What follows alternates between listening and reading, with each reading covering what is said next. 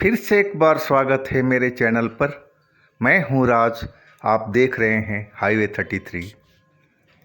दोस्तों, आज की जो कहानी है रोहित की है।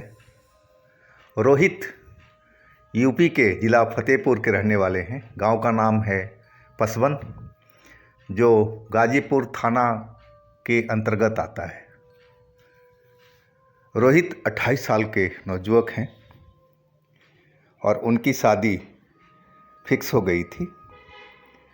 और शादी के एक दिन पहले की ये घटना है। तो चलते हैं दोस्तों इनकी कहानी में। लेकिन दोस्तों, आपने मेरे चैनल को सब्सक्राइब नहीं किया है या फिर मेरे चैनल पर आप फर्स्ट बार जुड़ रहे हैं तो मेरे चैनल को सब्सक्राइब कर लीजिएगा और साथ में बेल आइकन को ज़रूर प्रेस कर दीजिएगा ताकि आप मेरी कोई वीडियो मिस नहीं कर पाएँ। वीडियो को नोटिफिकेशन आपके पास में जाता रहे। तो चलते हैं दोस्तों आज की हाईवे 33 के एक सफ़र पर। आप सब तैयार हो जाइए। दोस्तों, मेरा नाम रोहित है। मैं ग्राम पसवन का रहने वाला हूं, जो यूपी के फतेहपुर ज़िला में आता है। और ये घटना जो घटी थी ये 2019 की बात है। तारीख थी 28 फरवरी 2019। मेरी जो शादी का तिलक था वो 1 मार्च 2019 का था, यानी कि अगले दिन था। मैं अपनी शादी की तैयारी में लगा हुआ था और रिश्तेदारों के पास मैं गया था शादी के कार्ड वगैरह निमंत्रण देने के लिए। और उस रोड पर तो हम जाते रहते थे अक्सर। घटनाएं तो सुनने में आती थी कि कुछ जो रोड है जिस पर हम जा रहे थे वो कुछ किलोमीटर पर हादसे होते रहते हैं। अक्सर वहाँ पर एक्सीडेंट होती रहती है और किसने एक्सीडेंट किया वो पता नहीं लगता था। और एक्सीडेंट होते ही जो एक्सीडेंट करने वाला होता था वो गायब हो जाता था, फरार हो जाता था। तो किसी को पता नहीं चलता कि कार ने ठोका है या जीप ने ठोका है, ट्रैक्टर ठोका है या कोई बड़ी गाड़ी ने ठोका है, पता नहीं लग पाता था। और ये घटनाएं चलती रहती थी। मैं भी उसी रोड पर था जिस रोड पर ये घटनाएं चल रही थी। मैं एक रिश्तेदारी से लौट रहा था और रात का आधी रात का वक्त हो चुका था, 11 के आसपास बज रहे थे। मैं गाजीपुर से और करीब 3 किलोमीटर पीछे था। मैं अपने मस्ती में शादी का खुशी था उसका एहसास और अपना मस्ती में चलता हुआ जा रहा था। मैं पसवन रोड पर था जो गाजीपुर को जोड़ती है और वहाँ से मेरा जो घर था करीब 15 किलोमीटर के आसपास था। तभी मेरे फ़ोन की घंटी बजी। मैं बाइक खड़ा किया और फ़ोन उठाया। उस वक़्त रोड पर कोई भी नज़र नहीं आ रहा था। बहुत सुनसान ही रोड पड़ी थी। हर तरफ अंधेरे का राज था और जहाँ मैं बाइक रोका था वहाँ बाएं साइड में जंगल सा दिख रहा था और दाहिने साइड में खेत दिखाई पड़ रहे थे। बाइक रोकते ही मुझे एक अजीब सा एहसास हुआ, जैसे शरीर में कोई झनझनाहट सी हुई। लेकिन मैं उस चीज़ पर ध्यान नहीं दिया। मैं अपना फ़ोन जो बज रहा था उसको उठाया, देखा तो मेरी होने वाली पत्नी का फ़ोन था। मैं उठाकर बातचीत शुरू कर दिया। पहले तो मैं शुरू में अच्छा से बात किया था, लेकिन मेरी जो भाषा थी, बात करने की शैली थी, वो बदलती जा रही थी और मैं अनर्गल बातें करना अपनी मंगेतर से शुरू कर दिया था। मंगेतर मेरी ऐसी कोई बात आज तक नहीं सुनी थी फ़ोन पर, चाहे कैसे भी। और वो सुनकर के हैरान थी। वो बोले जा रही थी कि रोहित, तुम कैसी बातें कर रहे हो, ये क्या तुमने नशा कर लिया है? लेकिन मैं अपनी ही धुन में मग्न था। मैं अनाप शनाप से बातें करता जा रहा था जो शोभनीय नहीं था। अब मुझे कभी भी ऐसी बातें नहीं करनी चाहिए थी, लेकिन मैं अपने आप में नहीं था। पता नहीं अंदर से मेरी गले से आवाज़ कौन निकाल रहा था और कौन ऐसी बेहूदी बातें मेरे मुंह से निकलवा रहा था। मैं खुद हैरान था। मैं अच्छी बातें करने की कोशिश कर रहा था, लेकिन मेरे मुंह से बहुत ओछी ओछी बातें निकल रही थी मेरी मंगेतर के प्रति। मंगेतर मेरे से नाराज़ हो रही थी कि रोहित, आप ये सब बातें बंद करो, आप अपने घर जाओ।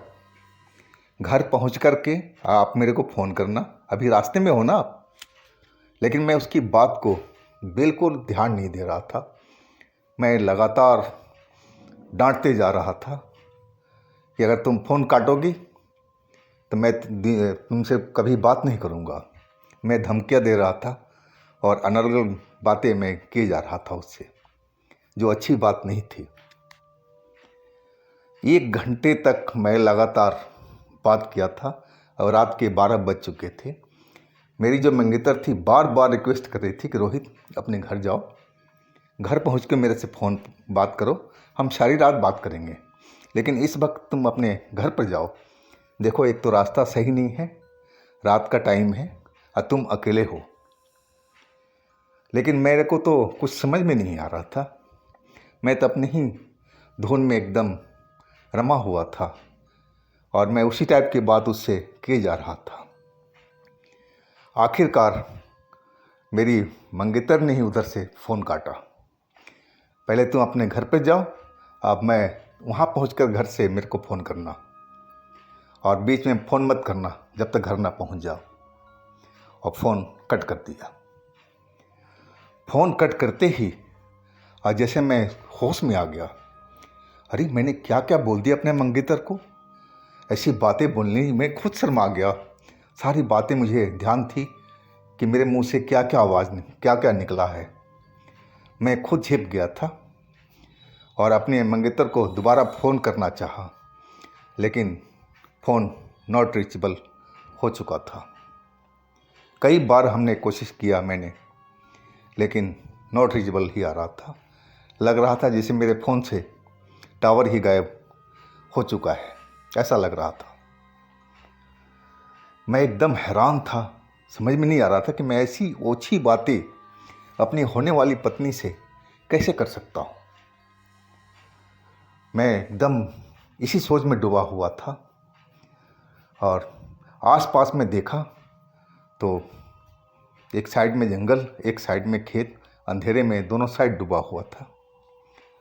और मुझे कुछ डर सा महसूस हुआ, जो कि मैं कभी डरता नहीं हूँ। मैं निडर आदमी हूँ। भूत प्रेत ऐसी चीज़ों से मैं तो कभी डरा नहीं, ना कभी विश्वास किया। ये सब गलत बातें हैं। भूत प्रेत नाम का कोई चीज़ होता नहीं है।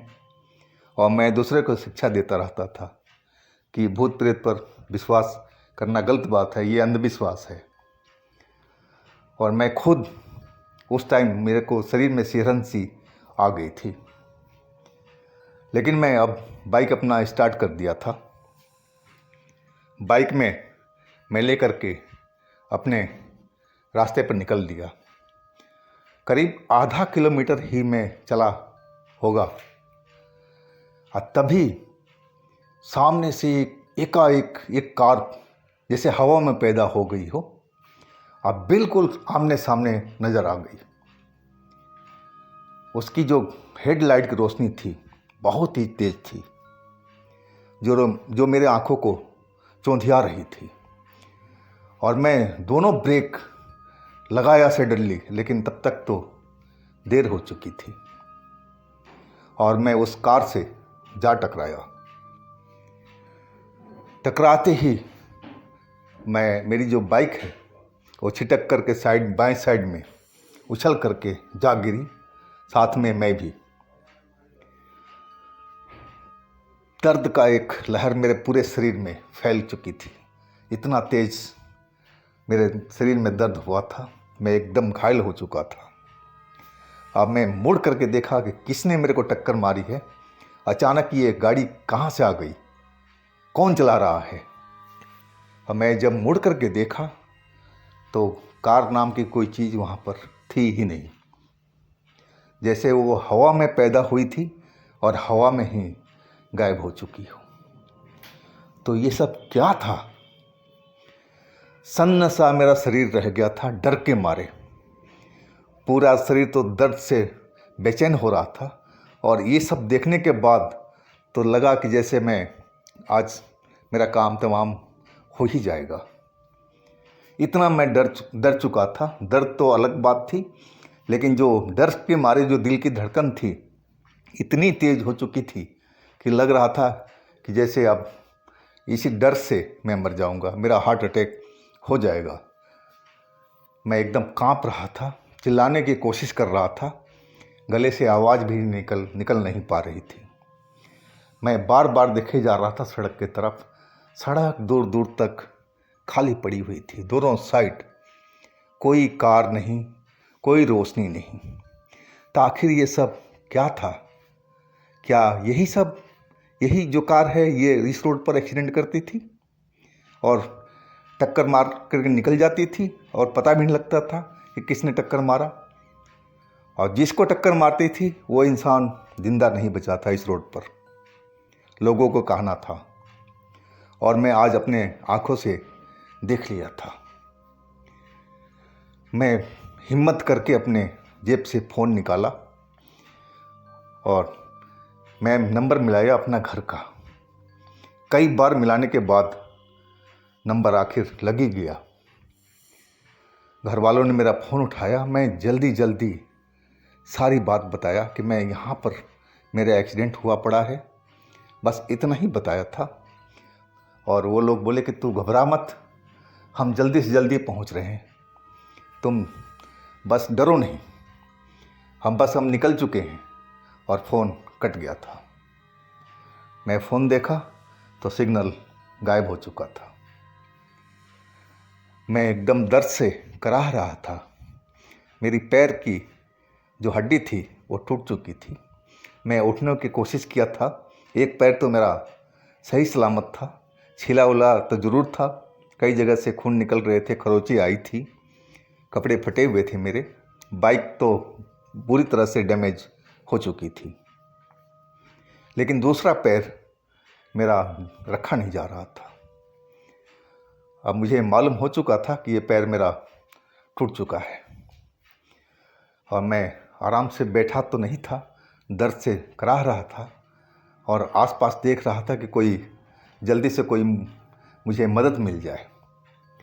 शायद भगवान ने मेरी सुन ली थी और एक रोशनी नज़र आई दूर से आती हुई। जिधर से मैं आया था उधर से एक रोशनी नज़र आ रही थी।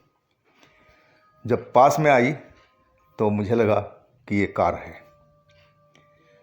कार आकर के मेरे पास में रुकी और दो लड़के उसमें से जल्दी से निकले। बोले, क्या हुआ भाई, एक्सीडेंट हो गया क्या तुम्हारा, ठीक तो हो तुम? वो हड़बड़ाए हुए थे बिल्कुल। मैंने बताया, भाई हाँ, लेकिन मैं बहुत तकलीफ़ में हूँ भाई। बोला, आपने फ़ोन कर दिया अपने घर वालों को? मैं बोला हाँ जी, फ़ोन तो कर दिया, लेकिन टाइम लगेगा उनको आने में। मैं अपने गांव का नाम बताया, नहीं 15-16 किलोमीटर की दूरी पर है। बोले, कोई नहीं भाई, हम आपकी मदद करेंगे। दोनों लड़के वो बोले और वो हमें उठा करके पिछले सीट पर बिठा दिए। बोले, भाई बाइक आपके यहीं पड़ी रहेगी, ये तो डैमेज हो चुकी है, जब आपके घर वाले आएंगे तो इसको ले जाएंगे। सबसे पहले मैं आपको हॉस्पिटल लेकर चलता हूँ। और वही उन लड़कों ने किया। वो तो भगवान ने मेरी सुन ली थी उस टाइम में और वो मदद के लिए बंदा भेज दिए थे। मुझे हॉस्पिटल में ले गए, लेकिन रास्ते में वही बात जो उन्होंने बताया कि भाई इस रोड पर और इस जगह पर एक्सीडेंट आए दिन होता रहता है और किसने मारा वो आज तक पता नहीं लगा। और ख़ास करके जो अकेले सवारी होती है, जिसके साथ में कोई नहीं होता है, चाहे बाइक में हो, कार में हो, चाहे किसी साधन में हो, चाहे साइकिल पर हो या पैदल हो, उसके साथ में यह ऐसा हादसा ज़रूर होता है। भाई, अब तो भगवान को शुक्रिया मनाओ कि आप जिंदा हो। आप पहले इंसान हो जिस रोड पर सही सलामत बचे हो। मैं उनकी बातें सुन करके और वाकई में बहुत पहले ही डरा था, अब ज़्यादा डर गया था। मैं भगवान को शुक्रिया अदा करने लगा कि भगवान आपने मेरी रक्षा किया है। मेरा इलाज डॉक्टर ने शुरू कर दिया था। मेरी पैर की हड्डी कई जगह से टूट गई थी। अगले दिन मेरा तिलक था। अब तो पॉसिबल ही नहीं था। लड़के को दोनों जो लड़के थे वो पास के गांव के थे। मैं उनका बहुत बहुत शुक्रिया अदा किया कि भाई आपने मेरी बहुत मदद की। वो मुस्कुरा करके चले गए। हमारे गांव जो घर वाले थे वो आ चुके थे। फ़ोन किए थे कि कहाँ पर हो। वो बाइक के पास पहुंच गए थे और वहाँ से उन्होंने फ़ोन किया था। मैं बता दिया कि 2 लड़के ने मुझे यहाँ तक पहुँचाया हॉस्पिटल में। मैं गाजीपुर के एक हॉस्पिटल में हूँ। वो अपना बाइक वगैरह सब ले कर के आ चुके थे। हॉस्पिटल में हमारा इलाज चला कुछ दिन तक। अब मेरी जो शादी थी वो तो आगे की डेट बढ़ चुकी थी। लेकिन मैं उस हादसे से इतना डर चुका था कि मैं उस रोड पर जाने से ही अब डरने लगा था। मेरा इलाज तो काफ़ी दिन चला। 2 बार ऑपरेशन हुआ। पैर का रॉड लगी मेरे पैर में। और शादी जो हुआ उसी लड़की से मेरा हुआ जो मेरी मंगेतर थी। और आज मेरा 1-2 साल का बच्चा है। खुशहाल परिवार है मेरा। लेकिन मैं इस हादसे से जब सोचता हूँ ना तो मैं काफ़ी डर जाता हूँ। जैसे लगता है कि वो घटना मेरे लिए मेरी दुनिया ही बदल दिया है। मैं कभी भूत प्रेत ऐसी चीज़ों पर विश्वास नहीं करता था। मैं लोगों को समझाता रहता था कि भूत प्रेत नाम की कोई चीज़ नहीं होती है। लेकिन जब मेरे पे पड़ी तब मुझे मालूम हुआ कि वाकई भूत प्रेत छलावा ऐसी चीज़ होती है, इस दुनिया में मौजूद है। तो दोस्तों, ये थी रोहित का कहानी। अगर आपके पास में भी इस तरह का कोई अपनी आप बीती है, कोई घटना है, तो हमें इंस्टाग्राम पर या मेरे व्हाट्सएप नंबर पर शेयर कीजिएगा। मैं आपकी कहानी को ज़रूर बनाऊंगा। मेरे चैनल को सब्सक्राइब कीजिएगा, लाइक कीजिएगा, शेयर कीजिएगा और साथ में मेरे दूसरे चैनल पर भी विजिट कीजिएगा। उनमें भी अच्छी कहानी भरी पड़ी है। लिंक मैं नीचे डिस्क्रिप्शन बॉक्स में दे रखा हूँ। फिर कल मिलते हैं दोस्तों हम एक नई कहानी के साथ में। आप लोग अपना बहुत बहुत ख्याल रखिएगा। नमस्कार।